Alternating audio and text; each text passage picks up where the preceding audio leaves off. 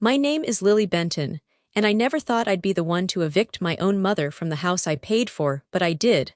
I stood in the doorway, holding the court order while Janice screamed at the banker on speakerphone, and I calmly said, "You forged my name, Mom.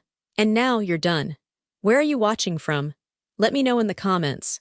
And if you've ever had to choose between protecting yourself or preserving a toxic family bond, this story is for you." The smell of baked chicken and overcooked rice filled the small dining room of our Florida home, a place where ceiling fans spun slowly and tension settled heavier than the humidity. I'd only just set my fork down when my mother, Janice, said it like it was nothing, like she was asking me to pass the salt.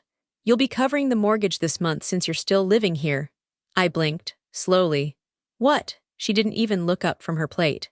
"It's only fair, Lily, you're a grown woman. Living here rent-free isn't sustainable." It was the way she said it, cold, practiced. Like she'd rehearsed those words in front of a mirror until the edge was perfect. Then, in the same breath, she reached into her purse, pulled out a shiny set of keys, and turned toward my sister Hannah. "Here, the unit's ready. You and Drew can move in next week." Hannah's smile bloomed like a peony in spring, bright, smug, and staged. She reached out with freshly manicured fingers and took the keys like she was accepting an award. I couldn't stop staring at her heels. White leather, designer. Not knockoffs, these were real. The price tag alone could have covered 2 months of our mortgage. Drew, her husband, sat stiffly beside her. He wore a plain polo and his expression said everything he didn't know. Or at least, he hadn't expected this to be announced so publicly. I looked from them to my plate, where mashed potatoes sat untouched. My fork trembled in my hand. "You're giving her an apartment," I said slowly, "and I'm supposed to pay your mortgage." Janice finally looked at me. "You live here, Lily, it's time you contribute." "But where's Dad?" I asked, my voice cracking. He wouldn't just let you. "He's not here," she snapped. "Don't bring him into this." Something in her tone made Drew lift his eyes. Janice kept hers fixed on me, steel behind her mascara. "Where is he?" I asked again. "I haven't seen him in days." "Stop being dramatic," Janice muttered. "Your father's resting, and frankly, he agreed we need to make adjustments around here." "Agreed," I repeated. "Dad would never agree to this. He'd never throw me under the bus to—" "Lily," Hannah interrupted, dragging my name like a sigh. "Can we not make this dinner about you again?" I stared at her. My older sister, who used to sneak me gummy worms in class and cover for me when I broke curfew. Her earrings sparkled as she tilted her head, and her lips pulled into a half-smile I'd never seen before I moved back home, condescending, amused. "You've had a sweet setup here for a while," she said softly. "Let's not pretend you're above pitching in." "And you are?" I shot back. "You're getting handed keys like a gift bag at a baby shower. What are you pitching in exactly?" Hannah laughed. "Drew didn't." "Where did the money come from?" I asked Janice, heart pounding. "We don't have the savings for an apartment like that, do we?" No one answered. "Where is Dad?" I asked again, more desperate now. "You say he agreed, why won't he come to the table?" Janice's eyes narrowed. "He's not feeling well." "You said that 2 weeks ago." "He's fine, mind your tone." The fan above us spun like nothing was wrong. Drew cleared his throat. I thought we were just signing a lease. Janice, you said this was." "It's handled," she cut him off. Something clicked in Drew's expression. His fork stilled halfway to his mouth. Hannah gave him a sharp glance and whispered something under her breath, but it was too late. He knew something was off. I looked at my mother, my sister, the strangers they'd quietly become. The injustice simmered inside me, hot and bitter. My voice shook when I spoke again. "Dad would never agree to this." Silence. The tension thickened like the storm air outside. No one said a word. Not even when I stood up, chair scraping across tile, and walked out of the room. No one followed me either. But in my gut, I knew something deeper was broken, something more than just fairness. Something that used to be family, and I was going to find out what it was. That night, I laid stiff on the couch, one arm tucked beneath my head, the other gripping the edge of an old throw pillow that still faintly smelled like Dad's cologne. The ceiling fan above whirred on low speed, circling lazily like my thoughts. It used to lull me to sleep when I was little. After Dad would read me stories from Tech World, or explain the wonders of semiconductors and satellites. I was the only third grader who could spell algorithm without blinking. He called me his bright star, said I lit up the room every time I brought home another science medal or aced a math test. He was the one who got me into coding. While other dads taught their kids to catch baseballs, mine handed me his old laptop and said, "Let's build something no one's ever built before." He'd never let this happen to me, I knew that in my bones. And yet he hadn't been at dinner. He hadn't been at any dinner in over a month, just vanished into the background. "He's resting," Janice would say every time I asked.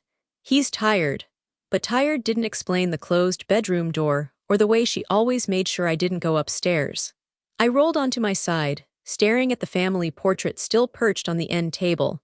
The three of us smiling, me in my college hoodie, Hannah already glowing with some kind of fresh-faced privilege, Dad's hand behind both our backs. I used to think that hand was there to protect us. Now I wasn't sure anymore. The more I thought about it, the more things didn't line up. Like how Janice suddenly had money for an apartment lease. Or the new gold watch Hannah flashed when she tilted her wrist at dinner. Or the way Janice barely blinked when I mentioned not being able to afford rent. They knew I was saving. I'd been freelancing on top of my full-time remote work for months, hoping to get enough together to move out. My bank account was practically skeleton thin because I kept paying for groceries when Mom claimed her card was maxed out. And now she expected me to cover the whole mortgage. I gripped the pillow tighter. "She's trying to push me out," I whispered into the quiet room. But why? House was dark. Quiet. Except for the occasional creak from upstairs like someone was moving around, but not enough to be Dad. At least not the way I remembered him. A sharp laugh echoed from the guest bedroom, Hannah's voice. Low murmurs followed, Drew probably. I could imagine her tossing off her heels and talking about the cute balcony in the new apartment. She'd never lived on her own a day in her life. And yet she was getting keys and a whole future handed to her like it was a birthday gift. Meanwhile, I was sleeping on a couch in a house that used to be safe. Used to feel like mine. My diploma still hung crooked in the hallway, a relic of someone my mother no longer pretended to believe in. Something flickered in me then, not anger. Not yet. Just a slow, simmering unease. The kind that crept up your spine and whispered, "Something is deeply wrong here." I sat up, the blanket falling to my lap. I wanted to check on Dad. Open the door upstairs and see for myself. But Janice had started locking it. Said he needed rest, privacy. I'd respected it for weeks. Like a fool, I leaned back, closing my eyes. He'd never want this for me. The sentence echoed in my mind like a vow. Janice could pretend I didn't matter. Hannah could pretend she deserved it all, but I knew who I was. I knew who he had raised me to be, not a doormat, not an afterthought, a bright star. And stars don't fade quietly. It started with boxes, then handbags, then a shoe rack in the foyer like it had always been there. By Sunday afternoon, Hannah and Drew had fully moved in, even though Janice kept calling it a temporary arrangement while their apartment paperwork was finalized. I didn't even know what apartment they were supposedly moving into. Every time I asked, Hannah gave me a different answer. "Oh, it's just being painted," she said once, waving off my question as she took over the entire upstairs bathroom. "The plumbing inspections delayed," she claimed another time, while Drew dragged their third suitcase through the hallway. And Janice, she acted like it was all completely normal. I'd come home from a walk that Monday to find Drew's gaming monitor propped up on the kitchen counter and my charger missing. When I asked about it, Janice didn't even blink. "They needed more outlets," she said, pouring herself tea. "Be flexible." I stared at her. Flexible. "Mom, I'm sleeping on the couch while they turn the guest room into a walk-in closet." "Oh, stop being dramatic," she snapped. "You're lucky to even have a roof over your head." Lucky. That word slapped harder than I expected.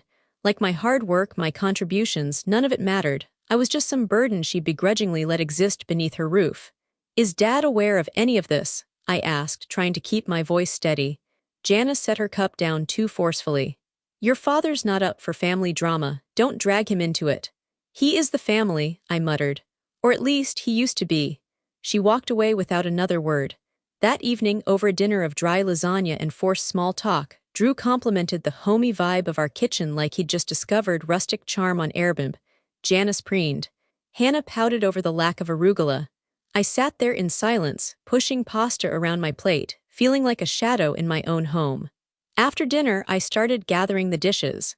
"You can leave those," Hannah said breezily, rising from the table. "I'm too exhausted to deal with a mess tonight." I turned to her. "I wasn't cleaning up for you." "Good," she smirked. "Because I wouldn't want you to break something, you always were clumsy." It was said so casually, so dismissively, like we were still 12 and I'd accidentally stained her cheer uniform. But we weren't kids anymore. And this wasn't her room, it was my home too. Janice wandered in as I stacked the last dish. "Lily, we need to talk about sleeping arrangements." I braced myself. "What now?"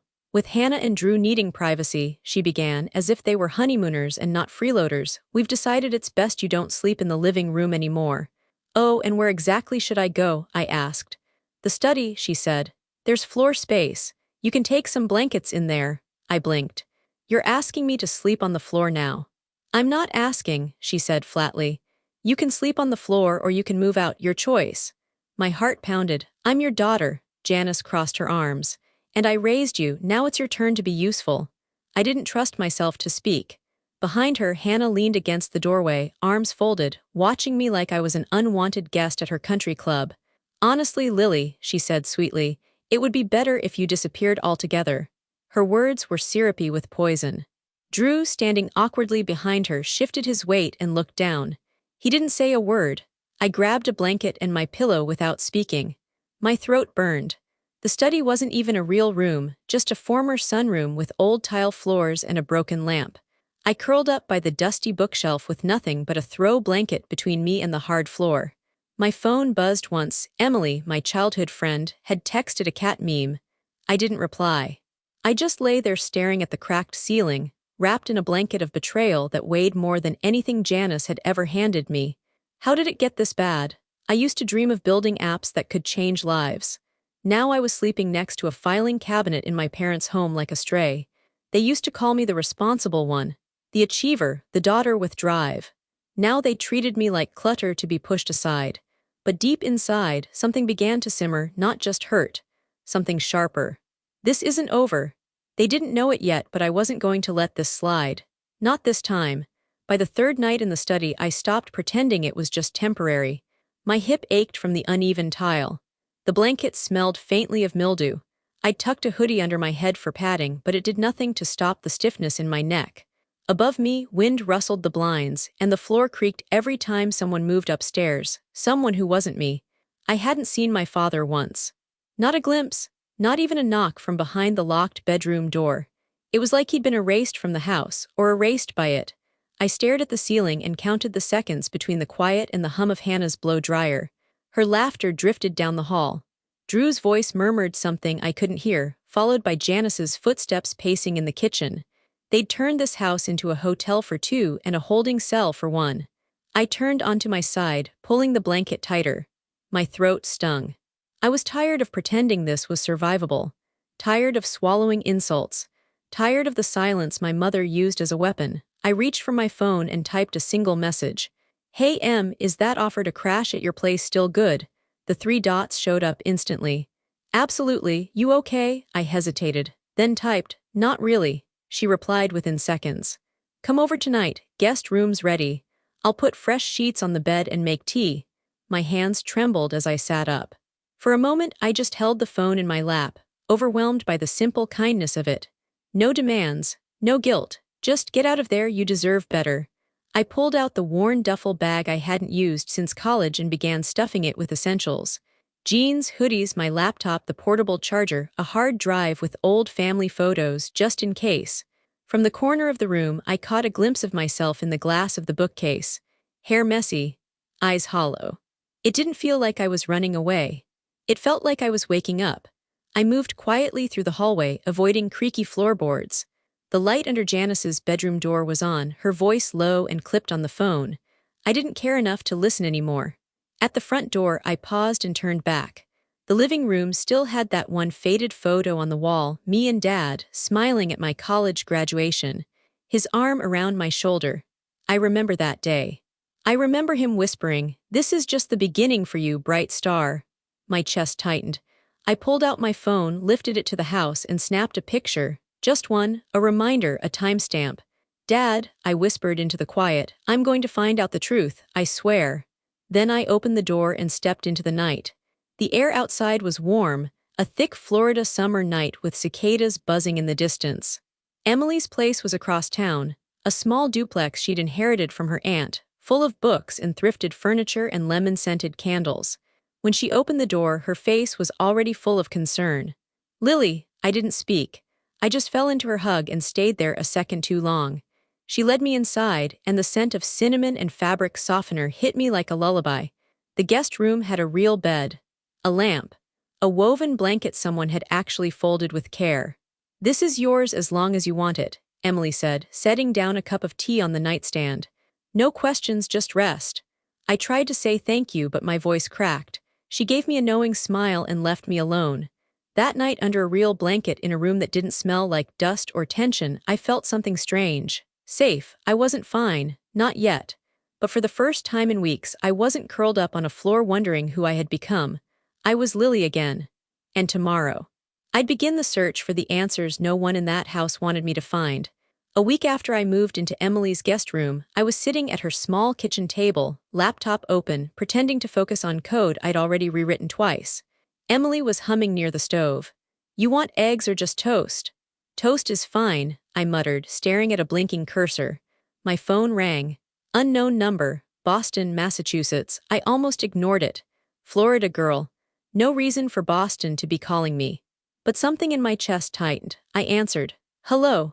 May I speak with Miss Lily Benton?" The voice was male, calm, professional. "This is she. My name is Howard Slade. I'm an estate attorney based in Boston. I've been trying to reach you for several days."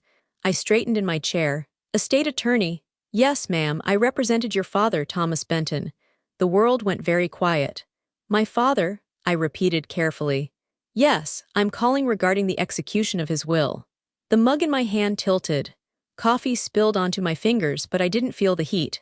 "I'm sorry," I said slowly, every word deliberate. "The execution of what?" There was a pause on the line, not long, just long enough to shift reality.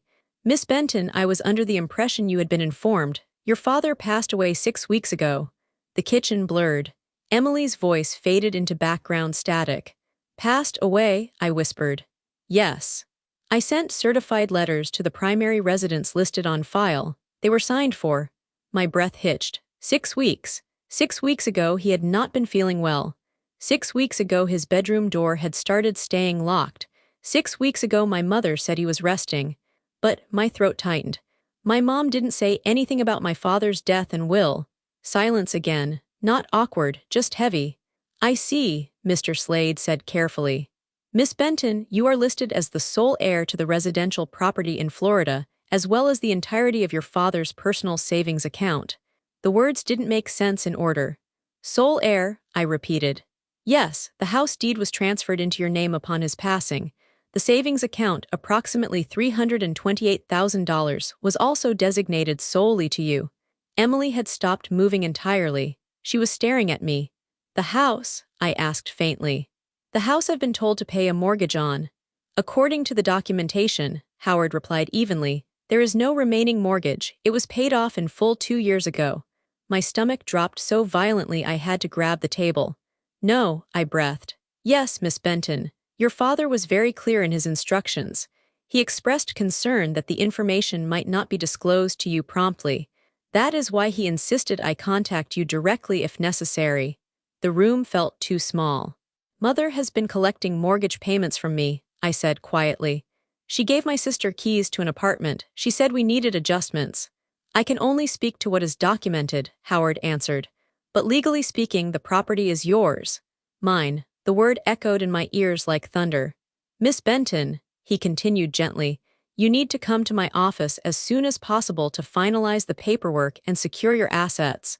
There have already been financial movements that concern me." "Financial movements," I whispered. "Yes, attempts to leverage the property as collateral." The air left my lungs. "My house," I said, barely audible. "Yes." I closed my eyes. The floor, the locked door, the missing father, the sudden apartment, the mortgage demand. It wasn't neglect, it was theft. "I'll be there," I said, my voice steadier than I felt. "Tell me when." After I hung up, I just sat there. Emily stepped closer. "Lily, what happened?" I looked up at her, and for the first time the full truth landed. "My dad is dead," I said quietly, "and my mom never told me." The words felt like glass. "But the house?" Emily asked carefully. I swallowed. "It's mine." And suddenly, everything I thought had been slipping away from me wasn't gone. It had been hidden. Howard Slade's office was perched on the third floor of a historic brick building in downtown Boston, the kind of place where the sunlight came in filtered through tall windows, and everything smelled faintly of polished wood and old paper. He stood when I entered, offering a kind, practiced smile and a firm handshake. He was in his 60s, dressed in a navy suit with a silver tie clip and a demeanor that was part lawyer, part grief counselor. "Miss Benton," he said, gesturing toward a leather chair opposite his desk, "I'm truly sorry this is how you found out. Your father never wanted it to be this way." I sat slowly, my palms resting on my knees. My heart still hadn't stopped racing since the call.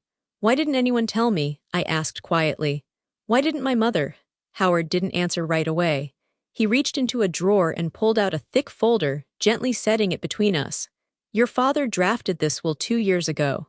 We updated it again last spring, just after his heart began declining. He was very deliberate in making you the sole beneficiary." "Why me?" I whispered.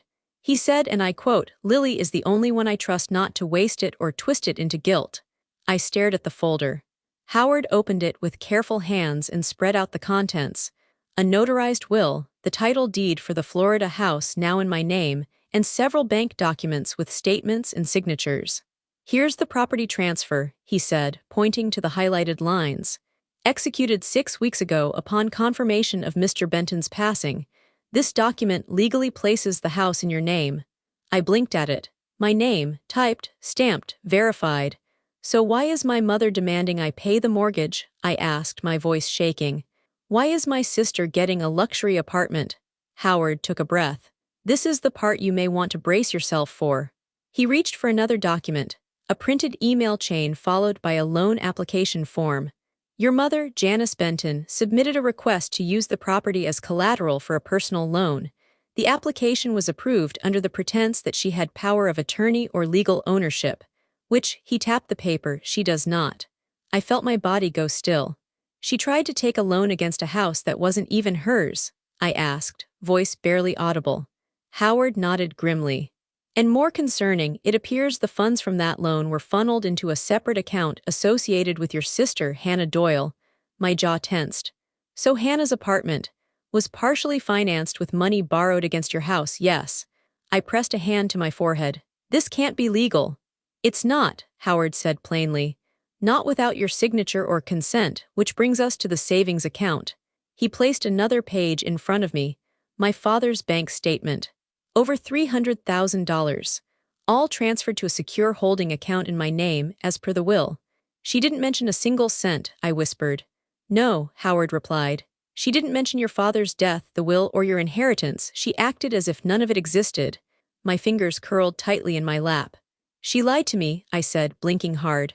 "They all did, Hannah, my mom. They sat across from me at dinner knowing my father was dead, knowing I owned the house. And they lied like it was nothing."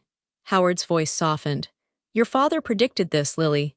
That's why he named you as sole heir and insisted on these safeguards. He said she'll be the only one brave enough to fight back." Something in me cracked and settled. Like grief and fury were shaking hands in the pit of my stomach. I wasn't just angry, I was done. Done being quiet, done being cornered. They thought they could bury the truth, but they forgot who he raised. I was his bright star. And it was time to start burning. The next morning, I returned to Howard Slade's office with a notebook full of questions and a fresh, hot fury brewing beneath my skin. He was already reviewing files when I arrived. "Good morning, Miss Benton," he greeted, nodding to the chair across from his. "I've begun assembling everything we'll need to take formal control of your property." "Thank you," I said, settling in. "I want this handled fast, before they do more damage." He offered a small smile. "You're already ahead of them. We've frozen the savings account and flagged the house in the county registry. No further activity can happen without your signature."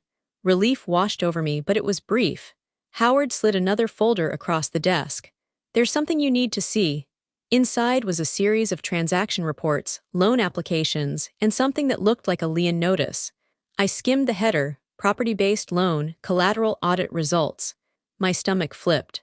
Hannah's apartment was purchased under the name of Doyle Investments, a shell account set up by her husband, Drew, Howard explained. The loan used to fund it was backed by the deed of your father's house, which, as we now know, was legally yours at the time. I stared at the page, numb. She used my house to buy her apartment, Howard nodded. Illegally, yes. And the bank approved that without even checking who actually owned the house. They relied on forged authorization. Likely signed by your mother or someone acting under her direction. I closed the folder slowly, heart pounding. So what now? We begin proceedings, he said. We'll file a claim of fraudulent use of property, demand reversal of the loan, and secure your ownership in court. It will be a process, but one you're fully within your rights to pursue. My mind reeled. And Hannah's apartment, Howard paused, folding his hands. Under review for asset seizure. The account tied to the purchase is in arrears. Several payments have bounced. The loan officer flagged it for audit last week. So, she's about to lose it. Unless someone bails them out, he replied, which I strongly advise you not to do. I let out a sharp breath. They tried to push me out of the house, I murmured. Made me sleep on the floor, laughed at me, and all this time they were living off my name. Howard nodded. Your father anticipated this. That's why he entrusted it all to you. I leaned forward, gripping the edge of his desk. I want everything ready, the paperwork, the claims, the legal notifications. I want her name off everything that belongs to me. His eyes held mine. Then we start today. We spent hours reviewing documents, drafting legal notices, and initiating the first of several filings. I signed pages with my name, Lily Benton, legal owner. Lily Benton, sole beneficiary.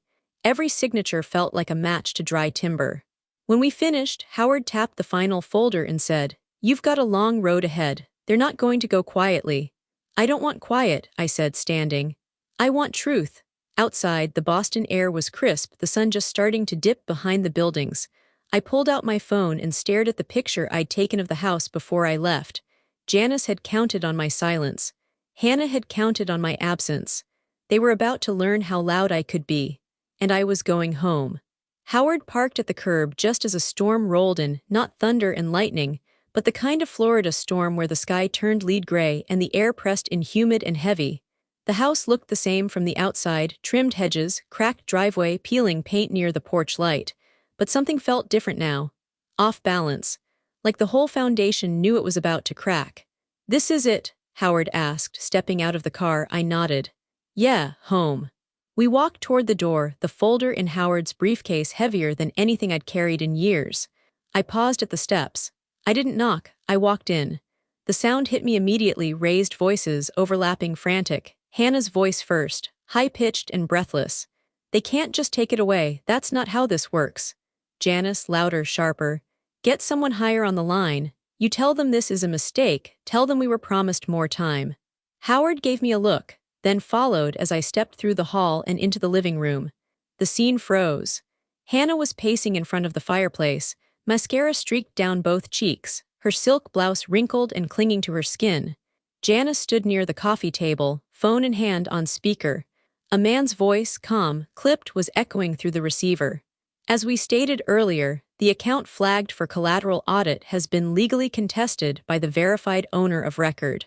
All transactions tied to the disputed property are now subject to freeze, pending investigation. Drew stood off to the side, mouth slightly open, like he'd walked into the middle of a play he hadn't auditioned for. Tell them it's not true, Hannah shouted, turning to Janice. Mom, tell them it's a lie. Janice looked up and saw me. For a moment her mouth opened and closed without sound. Then her eyes darted to Howard. Who is this? The voice on the phone asked. Howard stepped forward with calm authority.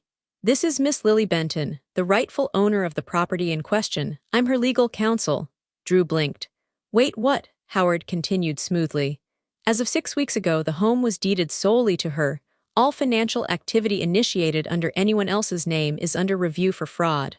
The silence that followed felt like a crack in glass, tiny at first, then spidering through everything. Hannah spun toward Janice. You said the house was ours. You said Dad left it to you. Why is some lawyer saying Lily owns it? Janice didn't answer. Mom, Hannah's voice dropped. Tell me he's wrong. Drew stepped forward, eyes wide. What do you mean this isn't your house? Janice finally found her voice.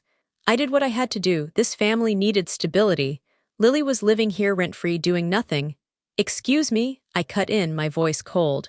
You took out a loan on a house that wasn't yours. You lied to the bank. You forged paperwork and let my sister use stolen funds. That's not stability, that's theft.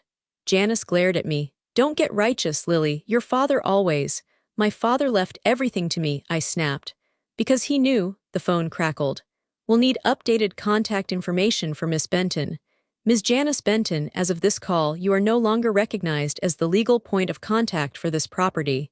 Janice's hand dropped from the phone. Hannah sat down hard on the arm of the couch. I don't understand. Drew, silent until now, looked at me. Is this true? I nodded. Every word. He looked at Hannah. Did you know? She didn't answer. Janice's voice rose again, brittle and furious. After everything I've done for this family, I held this house together, I kept us afloat. And this is the thanks I get. Howard cleared his throat. Actually, what you've done is put your family at significant financial and legal risk. If Miss Benton wanted, she could press charges today. Hannah's eyes flicked to me in panic. Lily, please. But I said nothing. I wasn't there for vengeance. I was there for truth, and I wasn't leaving without it. Howard reached into his briefcase and pulled out a stack of papers, crisp, heavy-stock documents stamped, signed, and sealed. He laid them out gently on the coffee table like a surgeon preparing for a delicate procedure. This, he said, his tone polite but immovable, is the official deed to the house, filed 6 weeks ago. This is your father's will, and here, he flipped to a highlighted section, is where it designates Lily Benton as the sole legal heir and property owner. Janice didn't move. Her eyes locked on the paper like it might bite her. You're lying, she said, but it came out quieter than usual. Not sharp, not smug, just hollow. I'm not, Howard replied simply. And neither is the state of Florida. I stayed standing, arms crossed tightly over my chest, heart pounding so loud it nearly drowned out the clock ticking behind us. I wanted to scream, cry, run upstairs, and open the bedroom door I hadn't seen behind in over a month, but instead I said nothing. I watched. Howard pointed to the financial summary. Additionally, your attempt to secure a loan using this property as collateral without the rightful owner's permission constitutes mortgage fraud. The bank has been notified. Legal options are being explored. Janice's lips parted, her voice came out brittle. I was just protecting what was best for the family. I let out a short, dry laugh. You call lying about Dad's death protecting us? She whipped her head toward me. You wouldn't understand your father, he wasn't thinking straight toward the end. He was emotional, he thought favoring you would hold us together. No, I said sharply, he knew exactly what he was doing. You hid everything. You locked the door, Janice. You buried the truth like it was an inconvenience. Don't you dare use that tone with me, she snapped, but even then her voice wavered. I kept this house afloat when he got sick. I made choices to keep us above water. By stealing from me, I cut in. You cashed in my future for Hannah's apartment. Hannah, who had remained silent through most of it, finally spoke. Her voice was small.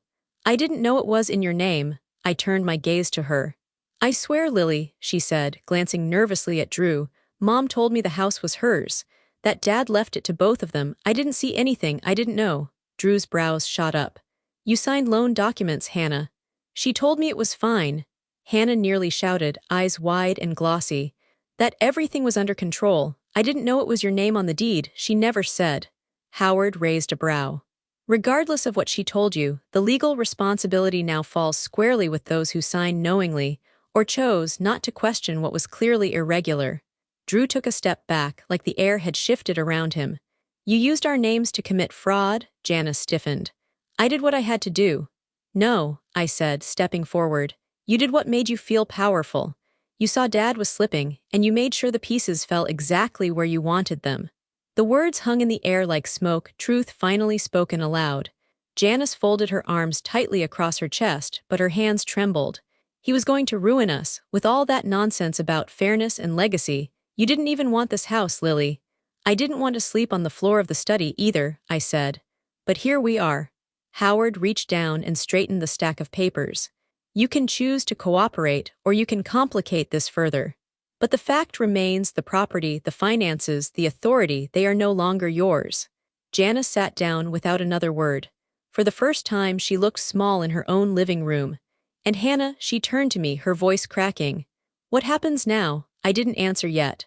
Not until I decided whether this was justice or just the beginning of something deeper. The silence after Hannah's question hung in the room like thick fog. What happens now? I was still standing. Janice sat hunched on the edge of the couch like a cornered animal, eyes darting from Howard's papers to me, then back to Hannah. Hannah's face was pale, streaked with drying mascara, as if realizing finally that the consequences had arrived. And then Janice snapped. She shot to her feet, fury cracking through her like lightning. "You want to know what happens now?" she shouted. "You throw away your family, that's what you do. You let some dead man's twisted will tear us all apart." "Dead man?" I echoed, breath catching. "Oh, don't act surprised, Lily," she hissed, her voice rising. "Your father never knew how to manage anything. He left us drowning in decisions he was too cowardly to make while he was alive. And now here you are, waving papers like you're queen of the castle." Howard cleared his throat, gently closing the folder. "Mrs. Benton, I strongly advise." "No," she barked. "Don't Mrs. Benton me. You don't know what it's like to hold this house together for decades." While he pouted in his workshop and she pointed at me, hand trembling, ran off to build her little tech dreams and leave me cleaning up everyone's mess. My jaw clenched. "Is that what you think I've been doing? Leaving you to suffer while I became the family embarrassment?" "You were never the embarrassment," Janice spat. "You were the threat. He always loved you more. Always gave you the benefit of the doubt. He bobbied you and made me the villain every time I tried to discipline you." "This isn't discipline," I said quietly. "This is control." Janice flinched like I'd struck her. Howard stayed seated, watching with the solemn patience of someone who'd seen this before, families burning down around a will and a lie. "I sacrificed for this family," Janice continued, voice shaking.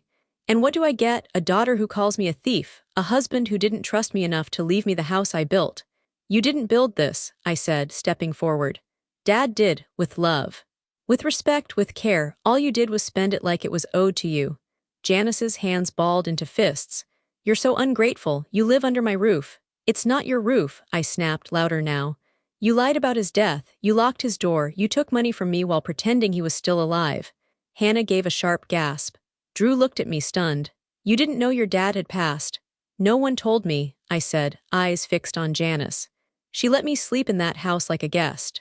Treated me like an intruder, all while pretending he was upstairs. Resting."